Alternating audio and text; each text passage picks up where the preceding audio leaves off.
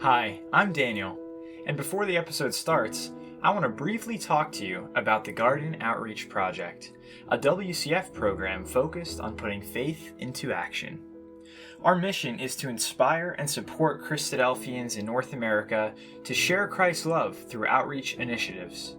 This is done by facilitating national and local outreach activities, supplying resources, and providing funds to help brothers and sisters serve those in need. For example, in 2020, over 40 ecclesial groups participated in our Bags of Love initiative, which saw over 800 sleeping bags distributed to shelters and those without a home. If you, your ecclesia, or CYC want to learn more and get involved with our latest initiative, please visit our website at www.thegardenoutreach.org. You can also follow us on Facebook and Instagram at The Garden Outreach for the latest news and encouragement. And now, here's the show. Today I'm talking to Jess Gelineau about her experience of outreach. But first, Jess, do you want to tell us a bit about yourself and your ecclesia, your family?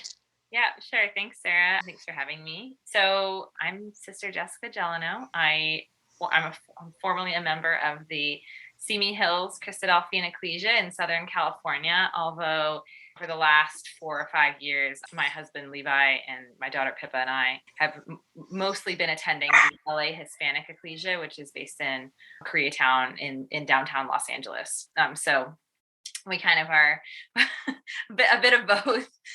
We've been trying to improve our Spanish skills, and we just have really fallen in love with the brothers and sisters in Koreatown Ecclesia. So we kind of split our time a bit.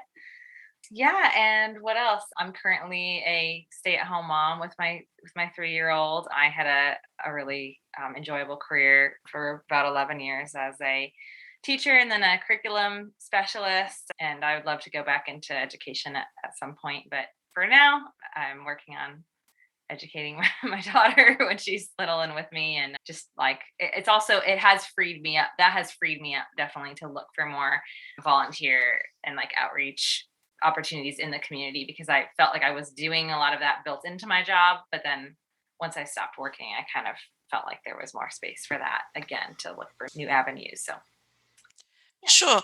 So with your moving ecclesia, I didn't know about that. Is that because you speak Spanish? I'm assuming you do. Progress. Right. Okay. Yes, Yeah. I would say I am not fluent, but I am conversational. Yeah. And it's helped a lot to attend the ecclesia. So that's been all sort of part of that learning process, and just putting myself in situations where I have to speak, and I want to speak with brothers and sisters there to get to know them better. A lot of the members of Koreatown speak both English and Spanish, but especially the older members do tend to only speak Spanish. And all the whole service is in Spanish. So the prayers, the hymns, the exhortation, everything except for Sunday school for the young people is all held in Spanish. That's brilliant. Yeah, great. So you were saying that as a stay-at-home mum, it's sort of opened up opportunities for outreach work. What sort of things have you been involved in? So back in December, and I guess starting more in November as well, starting to organize my sister's class from the Simi Hills group. We were able to participate in the Bags of Love 2020 initiative, which was great. So what we did was I brought the project to the group. I had heard that it was happening, and I said, like, does anyone want to do this? And I had the idea that we could do it it's called Interface. It's a nonprofit in our county, Ventura County, that serves families and women and children, many who are struggling with either domestic violence situations or really any number of situations where they really just need some support. So I kind of brought that idea to the sisters class, and they said, that's great. Like, let's do it. And I wanted to do it for this local nonprofit that we were all fairly familiar with, because actually one of the brothers in the Simi Hills Ecclesia, Brother Eric Sternad, he's actually the executive director for Interface. So I thought it would be a nice, so I thought it would be a nice connection. And they've, many of our ecclesial members have either attended their fundraising events or have donated to them in other ways or volunteered with them in other ways. So I just kind of thought, let's try to pick some place where we have, a relationship already and just continue to grow that relationship. So there's more touch points. Yeah. So we did that. And so there was an option either to create care packs or sleeping bags. And I know that you went for the care pack option. Is that because it's warm all year round in California? Yes.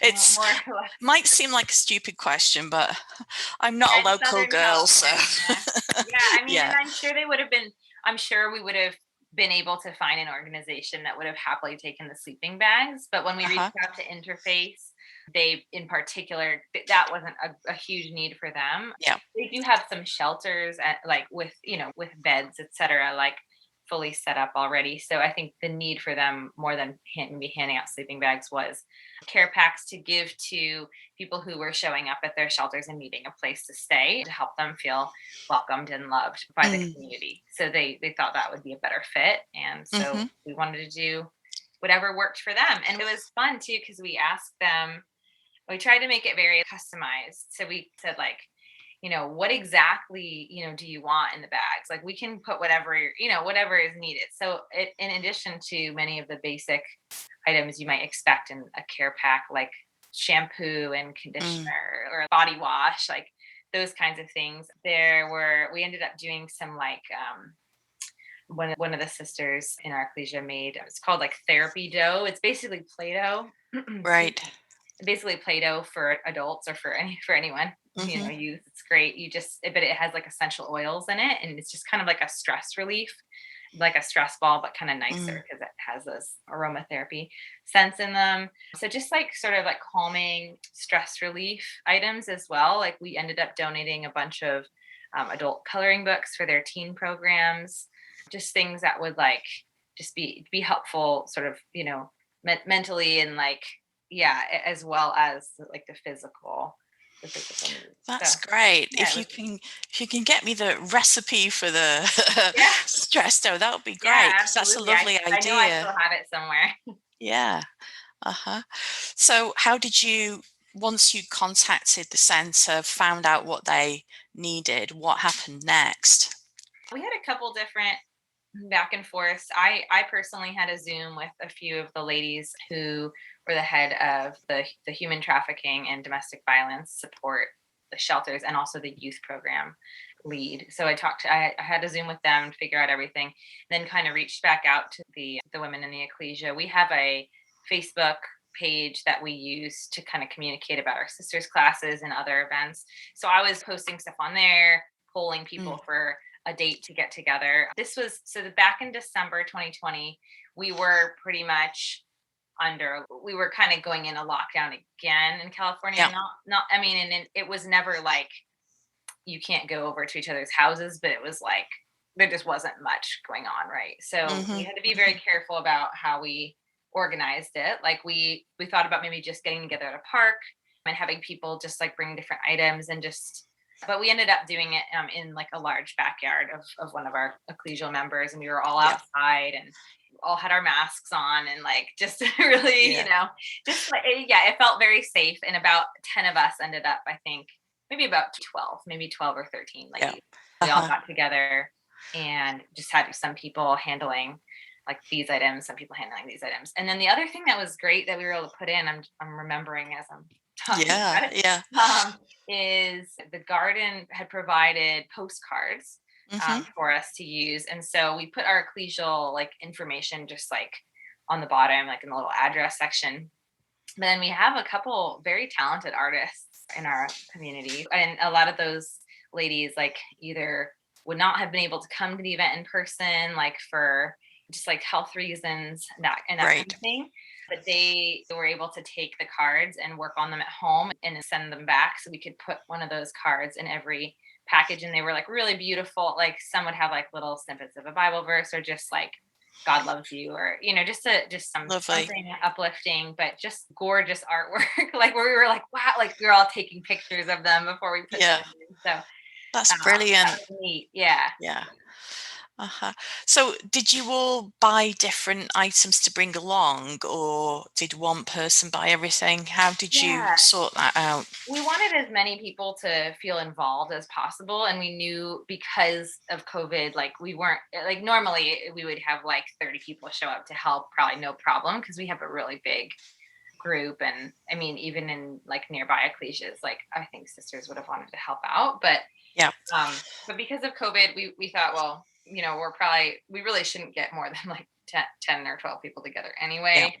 So I started a Google Doc, Mhm. and then I just like I put down like I broke things down into like what I thought people would reasonably want to go purchase, and just separated it all out. And then people could go on and sign up for like 15 packs of tissues, or Yeah. 15 Yeah. bottles of body wash or whatever. And that filled up so quick. I mean, I remember putting that up and being like, okay, we'll see if it all gets filled. I think it was filled within like 2 days at the max, like maybe even less than that. So that was really heartwarming too. And then we Yeah. ended up making 40 bags, which I think the garden was sponsoring like 20 bags, or I'm not sure. Yeah. We were just giving reimbursements, I think, for $250 towards whatever groups could do. Right. So yeah. So then we kind of calculated that out to be about 20 bags. But then when we were talking in our sisters group, people just said like, we're happy to just donate the items. So I ended up buying a lot of the more like art materials and like the stuff to like the jars for the Play-Doh. So I bought all the bags. So I spent like the garden grant on some of those bigger things. And then basically most of the toiletries were just donated. It's fantastic. It was great. Yeah, everyone was like, we're gonna do it anyway. We should let's do 40. Can we do, Yeah. go ahead and make more while we're at it? Yeah, Uh-huh. sure, of course. So how do you think the sisters who were involved were impacted by the project? Well, one comment that kept coming up afterwards was, we should do this. We should do this all the time. Like we should do this every month, or every couple months. And of course, to which I agreed. And but then also know it takes, just the time that it takes to organize something like that.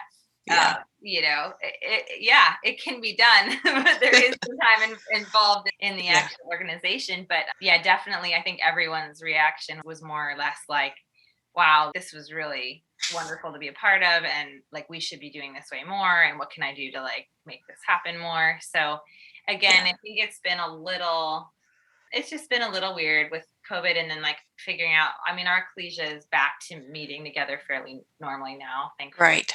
But it's just been a lot of changes over the last 6 months. I think in the fall, when we're kind of all like sure again, I think we'll really try to put something in place where we're doing a couple organized, projects like this a year, where we're assembling something and giving it right away, or just continually reaching out to some of the organizations that we've been involved with and just saying like, what do you need now? And that also brings me to we were able to have a follow-up event that the sisters class was invited to. I think we had about maybe 11 participants in it, but Interface hosted a Zoom for us where it was really great. And this was an initiative on their end, but they're just kind of reaching out to people in the community and saying like, we want people to know more about what we do. Like we want to really answer some of your more detailed questions.